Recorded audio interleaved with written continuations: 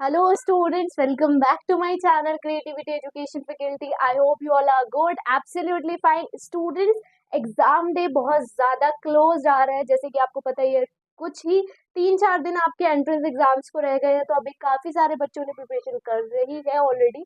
सबसे ज़्यादा नीड थी और सबसे ज़्यादा इम्पॉर्टेंट है हमें अपने PYQs को सॉल्व करना, मतलब प्रीवियस ईयर क्वेश्चंस को सॉल्व करना, MCQs को सीखना किस तरीके से सॉल्व करना है। मैं आपको ऑलरेडी सब प्रिपरेशन करवा चुकी हूँ, तो विजिट माय चैनल, पूरा सिलेबस ऑलरेडी कवर है आपके मेरे साथ। इसी तरीके से आज मैं आपको कुछ इंपॉर्टेंट क्वेश्चन कराने वाली हूँ, जो मैंने अपनी टेस्ट सीरीज वाले स्टूडेंट्स को भी करा रखे हैं। वही क्वेश्चंस है और कुछ इंपॉर्टेंट क्वेश्चंस है जो हर बार देखे जाते हैं, इस बार भी चांसेस है स्टूडेंट्स आ सकते हैं। तो उसी लगन के साथ हम अपने क्वेश्चंस की प्रिपरेशन करते हुए स्टार्ट करते हैं। MCQs को बहुत अच्छे से फोकस से करिएगा, बिकॉज इसी तरीके के MCQs आपके पेपर में भी आने वाले हैं। स्टूडेंट्स, पेपर कोई बाहर से नहीं आएगा, जितना आपने पढ़ा है उसी के अंदर से आएगा। तो आप इतना घबराए नहीं, इतना पैनिक नहीं करें। जितना टाइम हो उसमें अपने क्वेश्चंस को अच्छे से सॉल्व करके प्रिपरेशन को और ज्यादा अच्छा बनाएंगे। तो with me let's start the questions. जितने भी क्वेश्चंस आज हमारे होंगे वो ज्यादा से ज्यादा इंपॉर्टेंट क्वेश्चंस होंगे। So start. स्टूडेंट्स, आज हम करने वाले हैं साइंस के PYQ। साइंस के जितने भी इंपॉर्टेंट क्वेश्चंस हैं वो मैं आज आपको कराने वाली हूँ। तो साथ के साथ आप मेरे साथ क्वेश्चंस को गैस भी करते रहना कि कौन सा ठीक है कौन सा ठीक नहीं है, ताकि आपको भी पता लगे कि आपने जितनी भी प्रिपरेशन अभी तक करी है कहाँ पर आपकी परफॉर्मेंस लाई करती है। और अपनी परफॉर्मेंस को इसके थ्रू बिल्ड भी कर सकते हैं आप लोग। काफी सारी चीजें आप इस वीडियो के थ्रू सीख भी सकते हैं, क्वेश्चन के ट्रिक्स वगैरह, ये सब कुछ। तो ऐसे ही आप मेरे साथ बने रहे। फर्स्ट क्वेश्चन पढ़िए क्या लिखा है। स्टूडेंट्स लिखा है which have neither a defined shape और नॉट डिफाइंड वॉल्यूम। ऐसा कौन सी प्रॉपर्टी है बेटा जो कि डिफाइंड शेप नहीं करती है, नॉट डिफाइंड वॉल्यूम? ऐसी कौन सी प्रॉपर्टी है? तो आप गैस करो क्या हो सकता है इसका। सॉलिड, लिक्विड, गैस, और आई सेड लिक्विड, जिसकी डिफाइंड शेप नहीं होती, ना ही डिफाइंड वॉल्यूम होती है। कभी भी डिफाइन नहीं होती है सब चीजें हमारी। लिक्विड की, सॉलिड की सब चीजें डिफाइन होती है, गैस की भी। बाकी ऑल तो आपका गलत ही है। Which of these neither third class level, कौन सा है जो उसमें नाइदर थर्ड क्लास लेवल में आता है?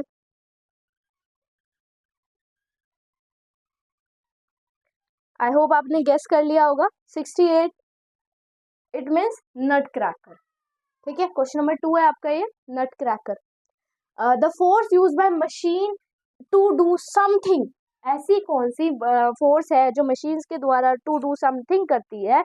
वो है आपकी मस्कुलर फोर्स। कौन सी? मशीन्स पे हम कौन सी फोर्स लगाते हैं? तो हमारी खुद की मस्कुलर फोर्स लगती है।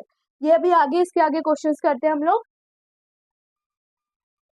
वेल स्टूडेंट्स, आगे क्वेश्चन है breaking of rocks into soil particles, यानी कि हम सॉल्ट को, सॉरी रॉक्स को सॉइल पार्टिकल्स में ब्रेक करेंगे। Rain proof by sun is cold, उसको हम क्या बोलेंगे? सबसे पहले आप गेस करो क्या बोल सकते हैं इसको।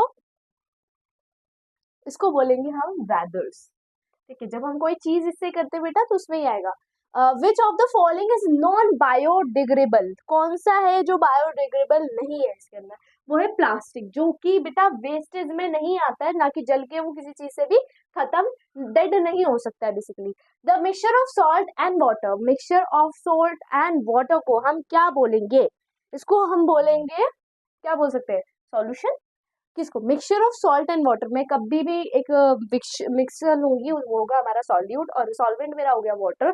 उन दोनों को मिक्स करके एक सॉल्यूशन बनाती हूँ, तो उसका आंसर हमारा सी रहेगा।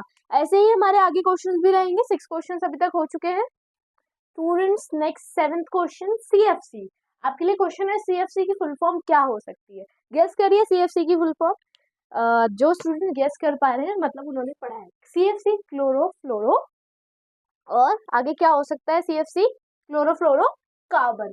तो क्वेश्चन है chlorofluoro carbon is a chemical that widely use in, किस चीज में इसका यूज होता है? Widely use in. क्वेश्चन आपको समझ में आ गया होगा। तो क्लोरोफ्लोरो का हम ज्यादातर यूज करते हैं ऑप्शन नंबर ए, यानी कि टेलीविजन में।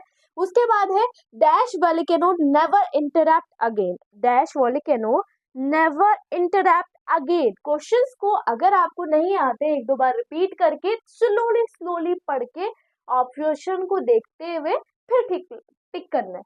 उसके बाद वॉल्केनो नेवर इंटरप्ट अगेन, उसका आएगा हमारा एग्जिट, यानी कि option number C is right.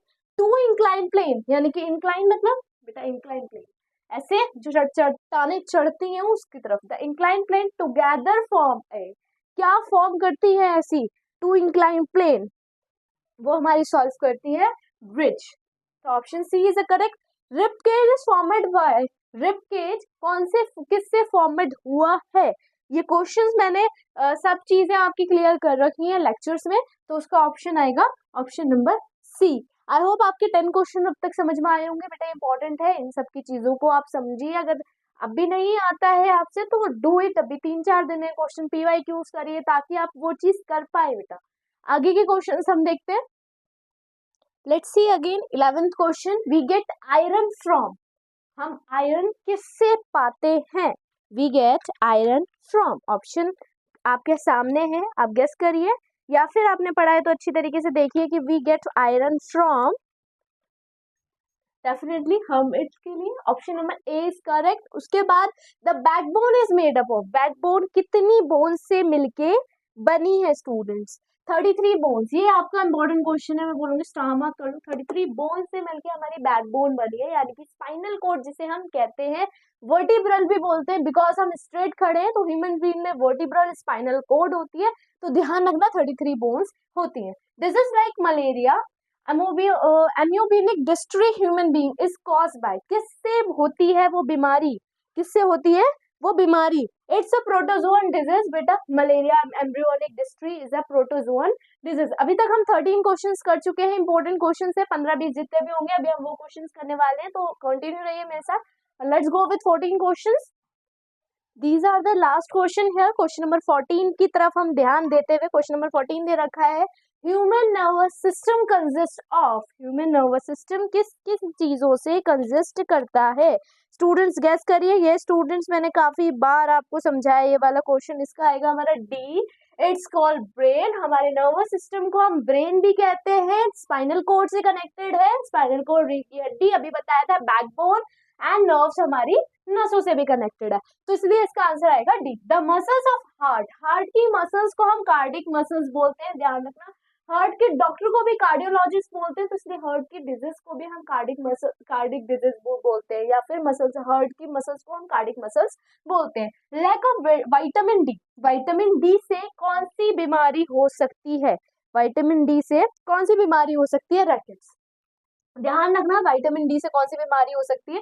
The percentage of carbon dioxide in the gas, carbon dioxide gas में कितनी मतलब हमारी एयर में कितनी कार्बन डाइऑक्साइड प्रेजेंट है students, now you tell me कि हमारे एयर में कितनी परसेंटेज, 0.03% हमारी एयर में कार्बन डाइऑक्साइड प्रेजेंट है। नाइट्रोजन कितनी प्रेजेंट है, यहीं पे देख कर लेते हैं, सबसे ज्यादा प्रेजेंट है, तो ध्यान रखना है उसको भी।